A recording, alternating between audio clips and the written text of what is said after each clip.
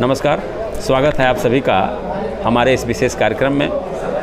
दर्शकों, किसी भी लोकतांत्रिक व्यवस्था में चुनाव की अपनी एक महत्वपूर्ण भूमिका होती है। इस समय गोरखपुर दीवानी कचहरी में बार एसोसिएशन का चुनाव चल रहा है। यहाँ तमाम सारे प्रत्याशी विभिन्न पदों पर चुनाव लड़ रहे हैं। जो नए अधिवक्ता आते हैं, जो नए लड़के आते हैं, उनके लिए जो प्रथम चुनाव होता है, पहला चुनाव होता है, वो कार्यकारिणी का चुनाव होता है, कनिष्ठ कार्यकारिणी का चुनाव होता है। तो बच्चों में, जो नए बच्चे हैं, उनमें उत्साह जागृत हो, उनके अंदर भी नेतृत्व क्षमता जागृत हो, नेतृत्व क्षमता विकसित हो, इसी को दृष्टिगत रखते हुए वो चुनाव में आते हैं, ताकि उनकी भी अपनी एक पहचान बने। हमारा भी यही प्रयास है, हम भी उसी में एक छोटी सी अपनी भूमिका का निर्वहन कर रहे हैं। तो कार्यकारिणी के सदस्यों से भी हम बातचीत करके उन्हें भी उत्साहित करने का एक प्रयास हमारा है। तो आज रितु मिश्रा हमारे साथ हैं, ये कनिष्ठ कार्यकारिणी का चुनाव लड़ रही हैं। तो रितु मिश्रा जी, आपका हमारे कार्यक्रम में स्वागत है। Thank you. अच्छा, ये बताइए कि आपके माता पिता कौन हैं, आपका जो जन्म स्थान है, मूल स्थान जो है वो कहाँ है, कौन है, और जो आपकी शिक्षा दीक्षा है उसके बारे में ज़रा अपने दर्शकों को आप बताइए। नमस्कार, मेरा नाम रितु मिश्रा है। मैं यहाँ गोरखपुर के तुर्कमानपुर मोहल्ले में रहती हूँ। मेरा गांव हरदिया पिछौरा है और मैं कचहरी प्रांगण में हरि प्रकाश मिश्रा जी, वो पापा है मेरे, और नितिन मिश्रा मेरे चाचा जी हैं, उन्हीं की फैमिली से बिलोंग करती हूँ। और मैंने अपनी प्राइमरी एजुकेशन मेरे घर के पास ही तुर्कमानपुर में एक गवर्नमेंट गर्ल हाई स्कूल है, वहीं से मैंने 8th तक की पढ़ाई की थी। 10th में वहाँ से निकलने के बाद मैंने एडी स्कूल में अपने इंटर तक की क्वालिफ़िकेशन वहाँ से कंप्लीट की। वहाँ मैं अच्छे नंबरों से मतलब पास आउट हुई। मैंने स्काउट गार्ड में भी हिस्सा लिया था। और उसके बाद मैंने डिग्री कॉलेज से अपनी ग्रेजुएशन की पढ़ाई कंप्लीट की है। मैं वहाँ से NSS भी किया है मैंने, उसमें मैंने जिला लेवल का मुझे सर्टिफिकेट, डिस्ट्रिक्ट लेवल का मुझे मिला हुआ है। इंग्लिश और ज्योग्राफी से मैंने फाइनल कंप्लीट किया ग्रेजुएशन। मैं सेंट एनरूज कॉलेज में लॉ में मेरा अच्छा नंबर था, मैं वहाँ पे टॉप की थी। फर्स्ट ईयर में मैंने टॉप किया, सेकेंड ईयर में मैंने टॉप किया था, थर्ड ईयर में मैंने भी टॉप किया था।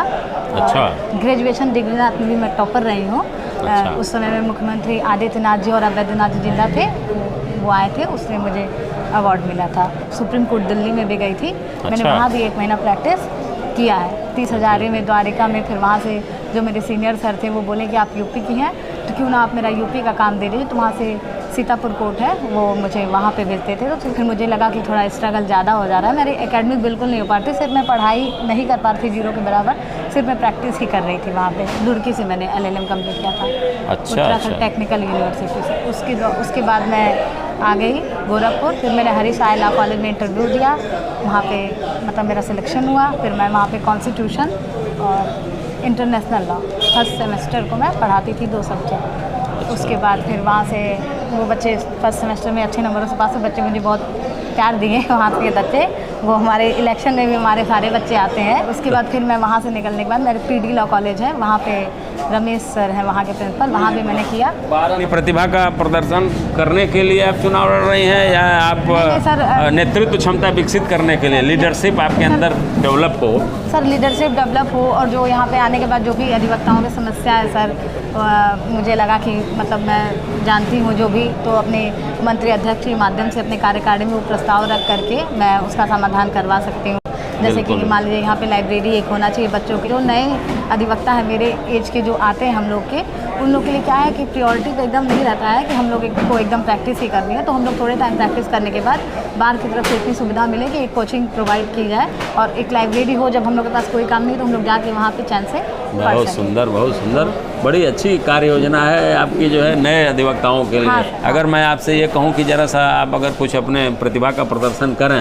हाँ। मैं भारतीय दंड संहिता की अगर मैं बात करूँ तो क्या आप बता सकते हैं कि उसमें चोरी को कहाँ परिभाषित किया गया है? जी सर, भारतीय दंड संहिता जो सर उसमें 378 में चोरी को डिफाइन किया गया है। 378? जी सर। क्या है चोरी की परिभाषा, आप बता सकते हैं? जी सर, बताइए। चोरी की परिभाषा, whoever intending to take dishonestly any movable property out of the possession of any person without that person's consent in order to such taking he is committed the offence of theft। है। Sir Hindi में जो कोई व्यक्ति अगर किसी के कब्जे से कोई संपत्ति उसकी सम्मति के बिना उसके कब्जे से ले जाने के लिए, जैसे कोई चल संपत्ति उसको हटाता है, वह चोरी का अपराध घटित करता है। कोई संपत्ति नहीं, कोई चल संपत्ति, कोई चल संपत्ति सर, एनी मोबाइल प्रॉपर्टी, तो जैसे ही हटाता है वो चोरी का अपराध घटित करता है। चोरी का अपराध घटित ये करता है। आईपीसी में डिफाइन है बड़ा सर। इसके लिए सही। सर क्या है पनिशमेंट इसके 3 साल लिए? की सजा है सर, फाइन या बहुत, मतलब दोनों भी दिया अच्छा जा अच्छा। सकता है। संविधान में एक राइट है, राइट टू इक्वलिटी। हाँ तो क्या है ये, जरा इसके बारे में जरा हमारे दर्शकों को, अपने मतदाताओं को बताइए। जी सर, हमारे कॉन्स्टिट्यूशन के आर्टिकल 14 में जो डेफिनेशन दी गई है, the state shall not deny to any person equality before law, equal protection of within the territory of India. तो सर इक्वलिटी बिफोर लॉ का जो कॉन्सेप्ट है वो ब्रिटेन से लिया है, इक्वल प्रोटेक्शन ऑफ लॉ का जो कॉन्सेप्ट है सर वो हमारे संविधान में अमेरिका से अडॉप्ट किया गया, और ये सिटीजन, नॉन सिटीजन और लीगल पर्सनैलिटी के सभी को ये हमारे कॉन्स्टिट्यूशन मतलब ये नागरिकों को भी और गैर नागरिकों को भी, जी सर, दोनों लोगों को ये मूल अधिकार मिला है। ये सर अच्छा ये बताइए, स्वतंत्रता के अधिकार में जो प्राण और दैहिक स्वतंत्रता की बात कही गई है, उसके बारे में आप कुछ बता सकते हैं? जी, आर्टिकल 21 में उसको डिफाइन किया गया सर। इंडियन कॉन्स्टिट्यूशन के आर्टिकल 21 में डिफाइन किया गया है, right to life and personal liberty की बात की गई है कि कोई भी किसी के मामले में इंटरफेयर नहीं करेगा। उसकी डेफिनेशन आर्टिकल 21 में दी गई, no person shall be deprive his life due to procedure established by law. किसी को रितु मिश्रा जी, आपने अपनी प्रतिभा का प्रदर्शन भी किया और आप यहाँ जो है कनिष्ठ कार्यकारिणी की चुनाव लड़ रहे हैं, हमारी शुभकामना है। निश्चित रूप से जब आपकी प्रतिभा को जो आपका मतदाता अवलोकन करेगा उसका, तो हमें लगता है कि वो इस निष्कर्ष पर पहुँचेगा कि वो अपना मत आपको ज़रूर दे। हमारी ढेर सारी शुभकामनाएँ हैं आपके प्रति। बहुत बहुत धन्यवाद, आप यहाँ आए इसके लिए बहुत बहुत धन्यवाद। Thank you sir.